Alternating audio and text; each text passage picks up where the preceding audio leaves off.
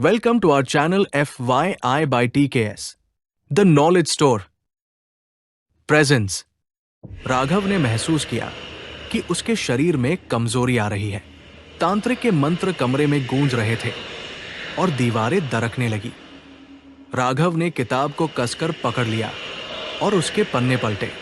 आखिरी पन्ने पर लिखा था, जो शाप को तोड़ेगा उसे आत्मा के श्राप को सहना होगा। अचानक कमरे में आत्माएं प्रकट होने लगी। उनके चेहरे जले हुए और आंखें खोखली थी। राघव को किताब में एक रहस्यमयी मंत्र मिला। उसमें लिखा था कि मंत्र को पढ़ने से तांत्रिक कमजोर हो जाएगा। उसने हिम्मत जुटाई और मंत्र पढ़ना शुरू किया। तांत्रिक चीखने लगा, रुक जाओ, ये मंत्र तुम्हें भी बर्बाद कर देगा। लेकिन राघव ने मंत्र पढ़ना जारी रखा। जैसे ही मंत्र खत्म हुआ, पूरी हवेली कांपने लगी। तांत्रिक की परछाई धुंध में बदलने लगी। उसने चिल्लाकर कहा, तुमने मुझे हराया नहीं है, मैं वापस आऊंगा। हवेली की दीवारें गिरने लगी। राघव ने भागने की कोशिश की, लेकिन दरवाजा अब भी गायब था।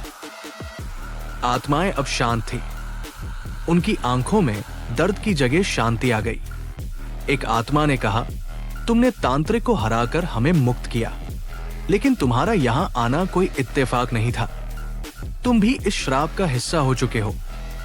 राघव ने घबराकर पूछा, इसका मतलब क्या है? आत्माएं अब शांत थी। उनकी आंखों में दर्द की जगह शांति आ गई। एक आत्मा ने कहा, तुमने तांत्रिक को हराकर हमें मुक्त किया, लेकिन तुम्हारा यहां आना कोई इत्तेफाक नहीं था। तुम भी इस श्राप का हिस्सा हो चुके हो। राघव ने घबराकर पूछा, इसका मतलब क्या है? आत्मा ने कहा, तुमने तांत्रिक को हराया, लेकिन उसकी शक्ति का एक हिस्सा तुम्हारे भीतर चला गया है। अब तुम इस गांव के रक्षक बन गए हो। यहां से बाहर जाने का मतलब है इस श्राप को दुनिया में फैलाना। तुम्हें यही रहना होगा। राघव की आंखें खुली की खुली रह गई। राघव ने पूछा, क्या कोई रास्ता है इस श्राप से बाहर निकलने का? आत्मा ने जवाब दिया, हर 100 साल में एक रक्षक को चुना जाता है। तुम अगले रक्षक हो। तुम्हारा काम है इस श्राप को इस गांव तक सीमित रखना। यही तुम्हारी नियति है। राघव चुप हो गया। हवेली अब स्थिर हो चुकी थी। तांत्रिक के प्रतीक मिट चुके थे और आत्माएं गायब हो चुकी थी। राघव अब अकेला था, लेकिन वो समझ चुका था कि वो इस जगह से बाहर नहीं जा सकता। गांव कोहरा अब उसका घर था और उसके साथ एक अंतहीन डरावनी जिम्मेदारी। कुछ महीनों बाद गांव में एक और यात्री आया। राघव अब बूढ़ी औरत की तरह गांव के लोगों को चेतावनी देता था, यहां मत रुको, ये जगह तुम्हारे लिए नहीं है। लेकिन उसने महसूस किया कि हर कोई उसकी बात नहीं मानता और चक्र फिर से शुरू हो जाता। राघव ने हवेली के बाहर खड़े होकर आसमान की ओर देखा। कोहरा फिर से घना हो चुका था। वो जानता था कि तांत्रिक की शक्ति कभी पूरी तरह खत्म नहीं होगी। वो सिर्फ इंतजार कर रहा था अगले यात्री का, जो इस श्राप को जगाएगा और कहानी को दोबारा शुरू करेगा। एक रात राघव हवेली के बरामदे पर बैठा था, जब उसने कच्ची सड़क पर एक जीप की आवाज सुनी। जीप से 3 यात्री उतरे, एक युवक, एक युवती और एक बुजुर्ग व्यक्ति। वे जिज्ञासु दिख रहे थे और इस रहस्यमयी गांव के बारे में और जानना चाहते थे। राघव ने उन्हें रोका और कहा, यहां रुकना खतरनाक है, वापस चले जाओ। लेकिन युवती, जिसका नाम नेहा था, हंसी और बोली, कहानी मत बनाओ अंकल, हमें भूत प्रेत से डर नहीं लगता। युवक ने भी उसकी बात का समर्थन किया। बुजुर्ग व्यक्ति चुप रहा, जैसे वो कुछ समझ रहा हो। अगले दिन तीनों हवेली की ओर बढ़े। राघव ने उन्हें रोकने की कोशिश की, लेकिन उनकी जिद के आगे वो हार गया। हवेली के पास पहुंचते ही युवती ने कहा, यहां का माहौल वाकई अजीब है। बुजुर्ग व्यक्ति ने हवेली को ध्यान से देखा और बड़बड़ाया, ये जगह वाकई शापित लगती है। उस रात तीनों ने गांव के एक टूटे फूटे घर में डेरा डाला। जैसे ही उन्होंने सोने की कोशिश की, नेहा ने देखा कि कि दीवार पर परछाइयां चल रही थी। वह चिल्लाई, लेकिन उसके साथी सो रहे थे।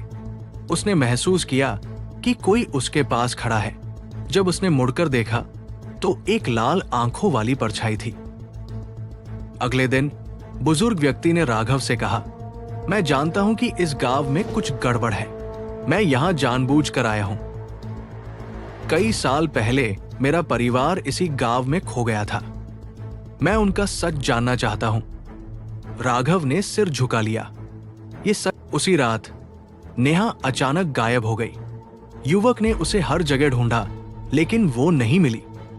राघव को पता था कि अब तांत्रिक की शक्ति फिर से सक्रिय हो रही है। उसने युवक और बुजुर्ग से कहा, तुम्हारी एक गलती ने इस श्राप को फिर से जगा दिया है। नेहा अब हवेली में है। राघव, युवक और बुजुर्ग ने नेहा को बचाने के लिए हवेली में प्रवेश किया। अंदर का माहौल डरावना था। दरवाजे अपने आप बंद हो रहे थे और दीवारों पर खून से बने अजीब निशान थे। राघव ने कहा, तुम्हें मुझ पर भरोसा करना होगा। यहां की हर चीज हमें मारने की कोशिश करेगी। अंदर एक कमरे में नेहा बंधी हुई मिली, लेकिन वो बदली हुई लग रही थी। उसकी आंखें अब काली थी और वो बार बार एक ही बात दोहरा रही थी, तांत्रिक वापस आ चुका है, अब कोई नहीं बचेगा। राघव समझ गया कि तांत्रिक ने नेहा को अपनी काली शक्ति का माध्यम बना लिया है। तांत्रिक की परछाई फिर से प्रकट हुई। उसने कहा, तुम मुझे नहीं रोक सकते। तुमने मुझे हर बार कमजोर किया, लेकिन मुझे मिटा नहीं पाए। ये लड़की अब मेरी है।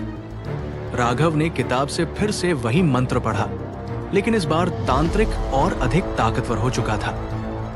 राघव को एहसास हुआ कि तांत्रिक को पूरी तरह हराने के लिए किसी को अपनी आत्मा त्यागनी होगी। बुजुर्ग व्यक्ति आगे आया और कहा, मैं ये त्याग करूंगा। ये मेरी गलती है कि मैं यहां आया। उसने तांत्रिक को चुनौती दी और अपनी बलि दे दी। तांत्रिक चीखते हुए गायब हो गया। तांत्रिक के गायब होते ही नेहा सामान्य हो गई। हवेली शांत हो गई और वो अजीब कंपन बंद हो गया। राघव ने उन्हें गांव से तुरंत जाने के लिए कहा, तुम लोग बच गए हो, लेकिन ये जगह हमेशा तुम्हारा पीछा करेगी। उन्होंने राघव का धन्यवाद किया और गांव छोड़ दिया। अजनबियों के जाने के बाद राघव ने खुद को फिर से अकेला पाया।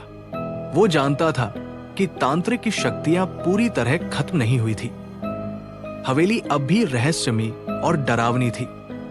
राघव को एहसास हुआ कि अगली बार तांत्रिक वापस आएगा तो वो और भी खतरनाक होगा। कुछ दिनों बाद राघव ने हवेली के एक गुप्त दरवाजे की खोज की। दरवाजा किसी तहखाने की ओर जाता था। उसने मशाल जलाकर नीचे का रास्ता देखा। तहखाने में कई अजीब मूर्तियां और प्रतीक बने थे। एक कोने में उसे एक जादुई किताब मिली जो तांत्रिक के अंतिम विनाश का राज बताती थी। किताब में लिखा था कि तांत्रिक की आत्मा को हमेशा के लिए खत्म करने के लिए एक विशेष यज्ञ करना होगा, लेकिन यज्ञ करने वाले को अपनी जान का बलिदान देना होगा। राघव ने तय किया कि वह अपने जीवन का अंत करके इस गांव को मुक्त करेगा। राघव ने यज्ञ की तैयारी शुरू की। तभी मुक्त हुई आत्माओं ने प्रकट होकर कहा, हम तुम्हारी मदद करेंगे। तुमने हमें बचाया है। हम यज्ञ को पूरा करने में तुम्हारे साथ रहेंगे। राघव को आत्माओं का समर्थन मिला, लेकिन वो जानता था कि अंत में उसे अकेले ही बलिदान देना होगा। राघव ने किताब के अनुसार हवेली के बीचों बीच यज्ञ आरंभ किया।